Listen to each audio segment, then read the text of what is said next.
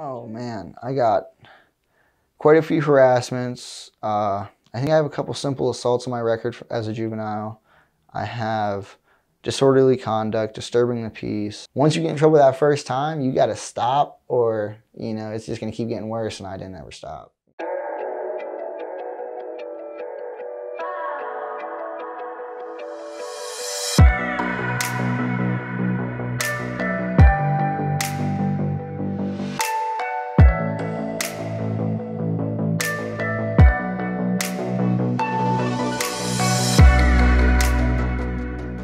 There's like a 75% chance that if you go to jail within the first year after turning 18 that you will return.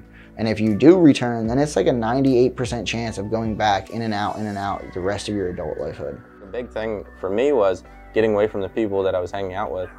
I cut everybody off. I mean, if you're gonna sit there and be around the same friend group and the same influences, they're just gonna push you down the wrong path.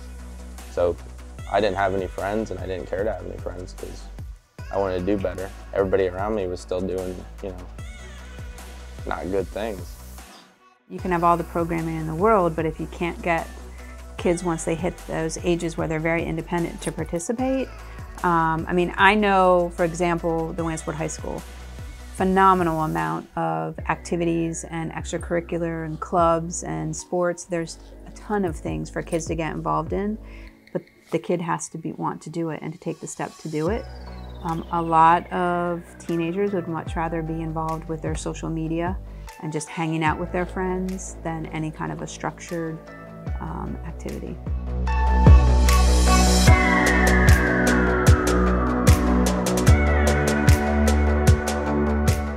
Whether you will be a person who follows norms or not, that transcends socioeconomics, that transcends where you live, who you are, what race, what color. That is not what dictates whether you'll succeed or not, or should not dictate whether you succeed or not.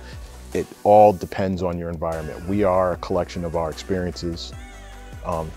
Children are no different. If you are a person who will have that supportive environment around you, then you can succeed. Without that supportive environment, you're more susceptible to having the issues which we see befall so many children that end up in the criminal element. I don't think that there's anything that could have truly helped me more than what I've helped myself, because it wasn't so much anybody else's fault. I can't blame anybody else for the things in which have happened to me or how bad it's gotten. However, I can blame the fact that I was confused and resented, I resented my family because of the fact that I didn't have a father, and like my family never really treated me the best, they always kind of treated me as if I was a criminal or as if I was going to end up just like my father. So that's what I wanted to do.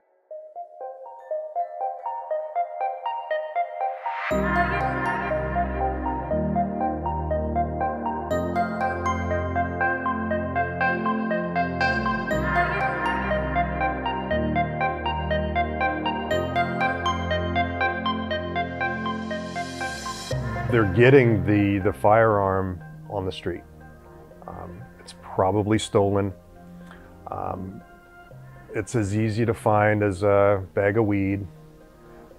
You just have to ask a few questions to the right people and you're going to be able to get a firearm if you have the money. What can we do? One thing we can do as staff or parents as well is, if we hear about this, we have to follow up on it. And I think a lot of folks have apathy and don't want to ask the hard questions or address that with their children. Folks just don't neighbor like they used to. So they don't want to get involved, and they don't want to call the police. They're not going to rock the boat. But if you want to make a difference on your, number one, in your house and in your block and in your community, you have to rock the boat a little bit. As we move more inward, where in the past it was the village to raise a child, and we would have more contact with our neighbors, more contact in the community. It's kind of changed, where now we're more the nuclear family and we don't have that contact that we have. It's even more so in the COVID era that we're dealing with now. But we have to have those positive village influences. It's almost impossible to truly grow without being able to have that assistance from your neighbors, from your friends, from your family.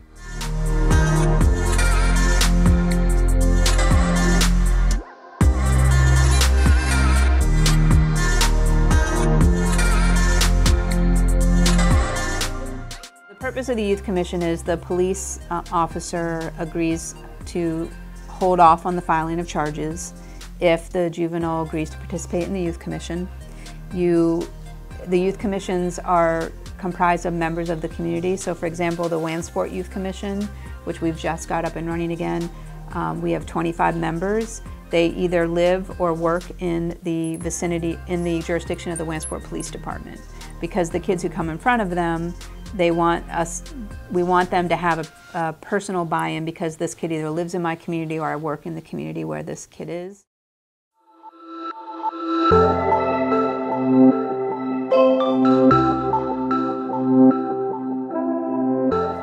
At that point, I was just sick and tired of getting in trouble. I didn't want to do it anymore. I had fines that were racking up, you know, 5, 6, 7,000 plus. Everything was being taken away from me. I didn't have a job. It was kind of just like the last straw. And really, like, one thing that really pushed me was towards the end, I found out my girlfriend was pregnant and I was gonna have a kid, so I'm done. There's nothing, I'm not gonna do it again. Don't do things because you think it'll make you popular. Do things because you think it'll make you successful. In the long run, too, not just right then and there, you know? And learn to walk away. At the end of the day, most of the time, it's better to just let people win, because feeding into it is just gonna make it go further and be more of an issue.